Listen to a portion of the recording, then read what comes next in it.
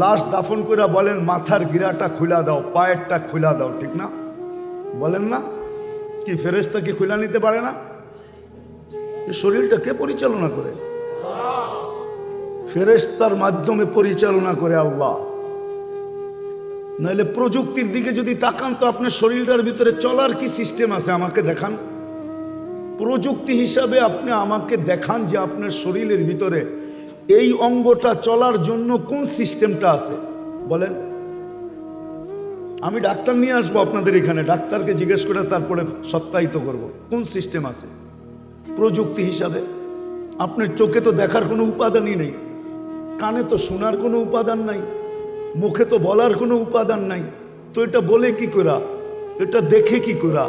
তাও তো একটা ক্যামেরা দিয়া দেখে না, এক এক চোখ 13 কোটি ক্যামেরা, দুই চোখ 26 কোটি ক্যামেরা একসাথে দেখে। এটা তো ক্যাবেল আছে পিছনে 1.6 সেন্টিমিটার জায়গা দিয়ে আল্লাহ 13 কোটির ক্যাবেল নিয়ে গেছেন, দুটাকে একসাথে লাগতে দেন না। দেখান তো দেখি প্রযুক্তি দিয়া কোন অঙ্গটা প্রযুক্তি দিয়া চলে। আপনার আমার ভিতর থেকে যে ডেলি 80,000 বার কার্বন ডাই অক্সাইড বাহির হয়, 80,000 বার দূষিতটাকে বাহির করেন আল্লাহ। এটা কোনটা দিয়ে বাহির করেন? কোন প্রযুক্তি দিয়ে বাহির করে? এটা চলার মতো এখানে কোনো প্রযুক্তি মানুষের বিবেকে ধরবে না। যদি ধরতো তাহলে চোখের ডাক্তাররা এই পর্যন্ত কিনারা পায়া যেত।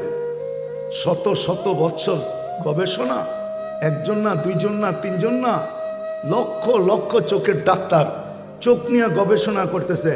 যদি জিজ্ঞাসা করি কতটুকু গেলেন, রামপুরা পর্যন্ত না টিভি সেন্টার পর্যন্ত, তো বলবে কতটুকু গেলাম এটাও বলতে পারি না, শেষ কোথায় হবে, ল্যান্ডিং কোথায় হবে, এয়ারপোর্ট কখন আসবে, নামবেন কখন, তো বলবে এটাও জানি না।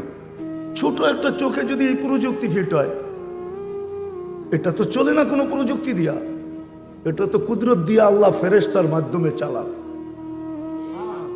বিশ্বাস হয় না? আপনারা বলবেন হার্ট চলে বাল্ব দিয়া, ঠিক না? এটাই তো বলবেন কি? এটাই তো হার্ট কি দিয়া চলে? বাল্ব দিয়া চলে, ঠিক না? আমি যদি বলি বাল্ব কি দিয়া চলে, এইবার আমাকে বলেন তো দেখি বাল্ব কি দিয়া চলে।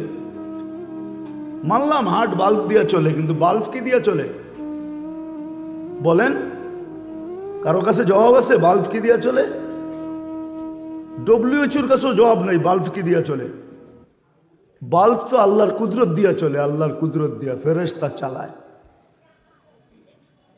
তো যেটা বুঝাইতেছিলাম যে এই মানুষটাকে, মানুষ হলেই যদি যথেষ্ট হতো তাহলে এই মানুষটাকে কোনোদিন আল্লাহ জানোয়ার বলতেন না। বিশেষ করে মুসলমান, যার কপাল, এত বড় কপাল দিলেন যে দুনিয়ার কারো কাছে ফিতা নাই যে মাইপা দেখবে।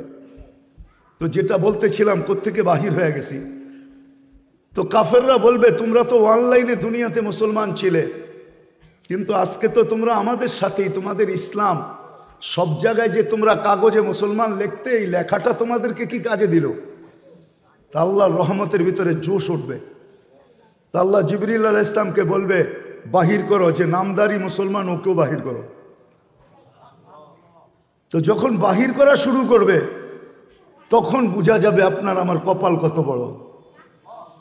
তখন কাফেররা চিৎকার দিবে লাউ কানু মুসলিমিন, হায় আমরা যদি মুসলমান হতাম। এই নামদারি হলো তো আজকে বাহির হওয়ার সুযোগ হতো। যা কথাকে গুছায় নিয়ে আসতেছি, তো আল্লাহর কাছে মানুষ হওয়া যথেষ্ট না। আল্লাহর কাছে মানুষ হওয়ার জন্য একটা ধারা আছে, একটা মাপকাঠি আছে, একটা মিটার আছে, একটা গজ আছে, একটা পাল্লা আছে। ওই পাল্লাতে যখন হবে, ওই মিটারে যখন পুরা হবে, পাল্লাতে পুরা হবে, গজে পুরা হবে, তাইলে আল্লাহর কাছে সে মানুষ হবে। না হয় সে মানুষ হয়ে জন্ম নিতে পারে। এই জন্য আমাদের কিতাবে আছে, লাশ তো আমরা দাফন করি সবাই বটে, কিন্তু যখন দাফন করে চলে আসে আর চেকিং পোস্ট যখন চলে আসে, চেকিং পোস্ট ফেরেশতা যখন চেক করতে আসে, তো আপনারাও দেখছেন লাশ দাফন করে বলেন মাথার গিরাটা খুলা দাও, পায়েরটা খুলা দাও, ঠিক না? বলেন না? কি ফেরেশতাকে খুলে নিতে পারে না? কিন্তু নিয়ম হইল খুলে রাখো, ঠিক না? তো আয়েশা প্রথমে কাপড়টা সরায়া দেখবে, প্রশ্ন উত্তর পরে হবে, আগে দেখবে। কিন্তু দেখা যাবে আমরা রাইখা আসছি মানুষ, জালালউদ্দিন সৈয়দী রহমতুল্লাহ আলাইহি লেখছেন যে রাইখা বাড়ির দিকে পা বাড়াইতে দেরি, অনেকের চেহারা চেঞ্জ হইতে দেরি হয় না। ওই চেহারা দেখেই প্রশ্ন উত্তর পুরা হয়ে যায় যে এটার আর প্রশ্নের দরকার নাই, চেহারা চেঞ্জ হয়ে যায়। তো আল্লাহর কাছে মানুষ মানুষ হওয়ার মাপকাঠি বা পাল্লা বা মিটার বা স্কেল বা ফিতা যাই বলেন ওটা ভিন্ন। ইমাম বুখারী রহমতুল্লাহ আলাইহি এটাই বুঝাইতে চাইতেছেন। শেষ হাদিসে এইদিকে ইঙ্গিত যে শোনো মুসলমান উম্মতে মুহাম্মাদি, তোমার মাপকাঠি কিন্তু আল্লাহর কাছে হলো আমল।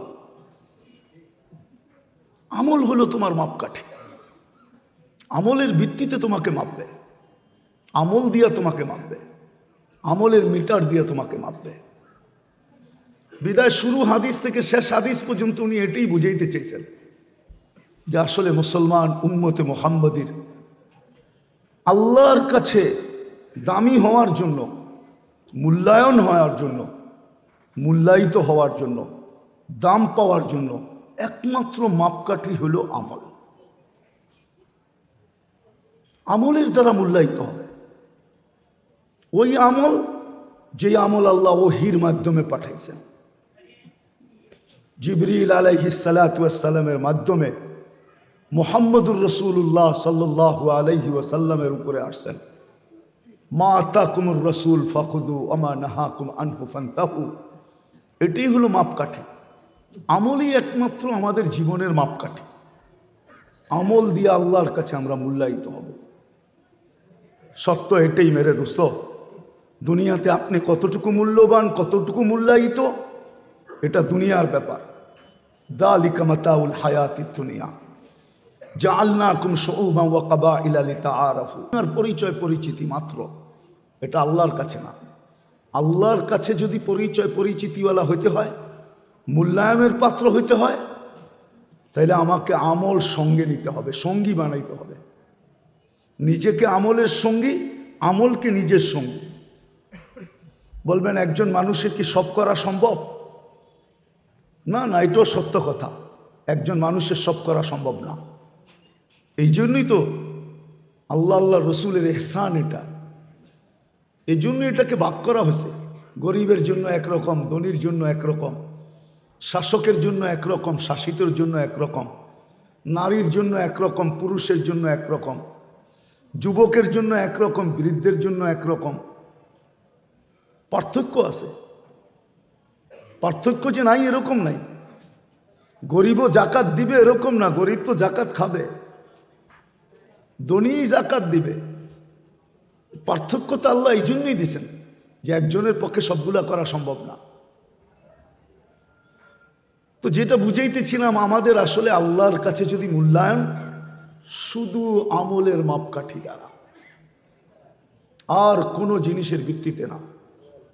যেটা মৌলানা আমার আগে বলতেছিল, আমি তো একটা বলতেছি, উনি তো অনেকগুলা বলছে। আরেকটা শব্দ যোগ করা অবশ্যই দরকার, যে আমাদের আল্লাহর কাছে মূল্যায়িত হওয়ার মাপকাঠি ঈমান, আমল। ঈমান আর কি? ঈমান আর আমল। কেননা মুসলমানের ঘরে যখন অস্তিত্ব দিছেন, তো দুনিয়াতে আসতে দেরি, ঈমানের বাণী আমার কানে শোনাইতে দেরি হয় নাই। ঈমানের বাণী আল্লাহ কানে শুনাইয়া দিছেন। মুসলমান ঘরে যখন চয়েস করছেন, পছন্দ করছেন, তখনই ঈমানের বাণী শুনাইয়া দিছেন। তো ঈমান আমল দুটেই হলো আমার মাপকাঠি আল্লাহর কাছে মানুষ হওয়ার জন্য, মানুষের কাছে না। যা হোক, এটাই ইমাম বুখারী রহমতুল্লাহ আলাইহি প্রথম হাদিস এবং দ্বিতীয় হাদিস, ইন্নামাল আমালু বিন্নিয়াত। আর সর্বশেষ কালিমাতানি হাবিবাতানি ইলার রহমান খফিফাতানি আলাল লিসান সাকিলাতানি ফিল মিজান। মধ্যখান দিয়ে উনি বুঝাইছেন, ইন্না আমালা বানি আদম ইউজান আও তুজান এটা এক সময়ের কথা ছিল, কিন্তু আজকে এটার কথা না। এক সময় মানুষ ভাবত, এখনো আছে, এক সম্প্রদায় আমাদের ভিতরে এখনো আছে, কিন্তু সমষ্টিগত নাই, ব্যক্তিগতভাবে আছে আমাদের ভিতরে এখনো। কিছু লোক এমনও পাওয়া যাবে আমাদের ভিতরে, আগে সমষ্টিগত ছিল, এটা একটা পুরা ফেতনাই ছিল। যারা বলতেন আমল আবার মাপবে, তো মাপবে কি করে, কিন্তু এখন সমষ্টিগত নাই, জামাত হিসাবে নাই, কোনো পার্টি হিসাবে নাই, কিন্তু ব্যক্তি হিসাবে আমাদের সমাজে অনেক আছে, অনেক আছে। আবার ওনারা ওই লোকগুলাই আছে, গরিব খুব কম পাওয়া যাবে, উচ্চ শিক্ষিত উচ্চ লেভেলের লোকগুলাই বেশি পাওয়া যাবে, যারা উড়ায় দেয় আমল আবার মানবে কি করে। তো ইমাম বুখারী রহমতুল্লাহ আলাই এটাও বুঝাইতে চাইতেছেন। ইমাম বুখারী রহমতুল্লাহ আলাই উনি লম্বা করেন না, শর্টে বুঝাইছেন।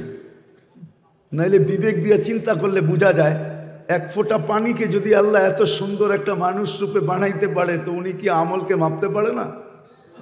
না পারে না? হ্যাঁ, এতটুকু একটা চোখে যদি 13 কোটি ক্যামেরা সেট করতে পারে, তাহলে বুঝি এটা পারে না, ঠিক না? হ্যাঁ, এটা তো সুস্পষ্ট। বেশি কিছু তো আল্লাহর প্রমাণ করার জন্য লাগবে না। আল্লাহ তো বলবে তোকে এক ফোঁটা পানির থেকে, এক ফোঁটা পানিও তো না, পানিটা যখন মার পেটে যায় তো 2.5 থেকে 3 লক্ষ ডিম তৈরি হয়। একটা ডিমের থেকে মানুষ তৈরি হয়, ডাক্তারি শব্দে এটাকে ডিম বলে। একটা ডিম থেকে মানুষ তৈরি হয়, বাকিগুলা বিনষ্ট হয়ে যায়। এতটুক থেকে একটা মানুষকে এরকম তৈরি করলেন, 70, 80, 120 কেজি ওজনের মানুষটা এতটুকু একটা ছোট ডিম থেকে তৈরি করলেন। উনি বুঝি আমল মাপতে পারে না, কিন্তু এখন তো প্রযুক্তি আমাদের চক্ষু আরো ফুটাইয়া দিছে, ঠিক না? যদি তাপমাত্রা মাপা যায় তো আমল মাপা যাবে না কেন? তাপমাত্রা যদি মাপা যায়, বলের গতি যদি মাপা যায়, কি না গতি মাপা যায় না? কি বলেন, ক্রিকেটের বলের গতি মাপা যায় না? হ্যাঁ, ফুটবলের বলের ওয়েট মাপা যায় না? হ্যাঁ, পাও দিয়া কিক দিলে এটা কতটুকু ওয়েটে? মোহাম্মদ আলী কেলের ঘুষা যদি মাপা যায়, যে এক ঘুষিতে কতটুকু ওয়েট, এটা যদি মাপা যায়, আরও তো কত কিছু আছে। তাপমাত্রা, বাতাসের গতি যদি মাপা যায়, হাজারো জিনিস এখন টেকনোলজিতে প্রস্ফুটিত। তাহলে এইগুলা যদি মাপা যায়, তো আল্লাহ মাপতে পারবেন না কেন? এই টেকনোলজির বিদ্যা কে দিছে? মেধা কে দিছে? তাইলে বোঝা গেল সুপার প্রযুক্তি রাইখা লো প্রযুক্তি আমাদেরকে দিয়া বুঝানোর জন্য দিছেন। সুপারটা কিন্তু আল্লাহর কাছে রাখা আছে। আপনাকে আমাকে যে প্রযুক্তিটা দিছেন এটা বেশি সুপার না, এটা লো প্রযুক্তি। আল্লাহ বলে সুপারটা আমার কাছে রাখা আছে, যেদিন মাপবো ওই দিন তুমি দেখবে। এই জন্য হাদিসে আছে শুধু আমল মাপবে না, এই উম্মতের আমল মাপবে প্রথমে। যদি আমলে পুরা না হয়, তা আল্লাহ বলবে প্রত্যেকটা আমল কিন্তু একটা একটা প্যাকেটে রাখা হয়। প্রতিদিন যা করেন প্রত্যেকটা, সুবহানাল্লাহ বলতেছেন আলাদা একটা প্যাকেটে, সুবহানাল্লাহ আবার বলতেছেন আলাদা একটা প্যাকেটে। তা আল্লাহ বলবে প্যাকেটগুলা উঠাও। তো প্যাকেটগুলা উঠাবে, যদি তাও না হয়, তা আল্লাহ বলে এইবার যে আমল করছে তাকে পাল্লায় উঠাও। তো ফেরেশতারা বলবে আল্লাহ একে উঠাবো কেন? তা আল্লাহ বললে যে আমল করছে তাকে উঠাবে না, এটা আবার কোন যুক্তি? আমল যে করলো তাকে তো সবার আগে উঠানো দরকার, ঠিক না? কি জামাইরা আগে আদর করে না অন্যরা আগে আদর করে?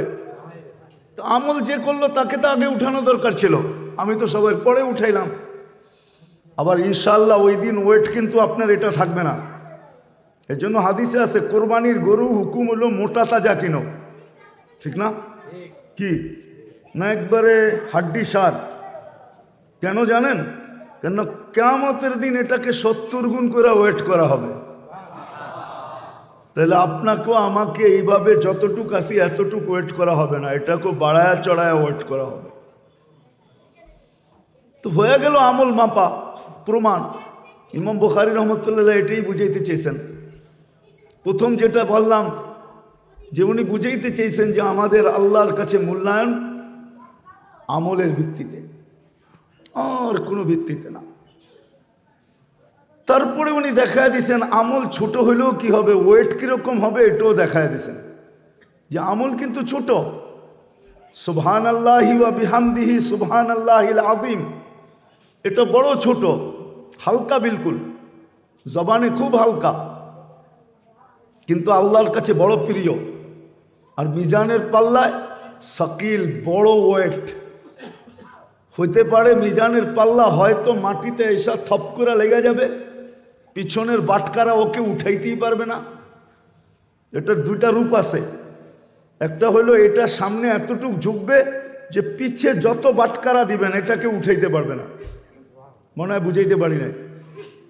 পিঠে যতই আপনি ওয়েট দেন এটাকে উঠানো যাবে না, এটা এতটুকু ভারী।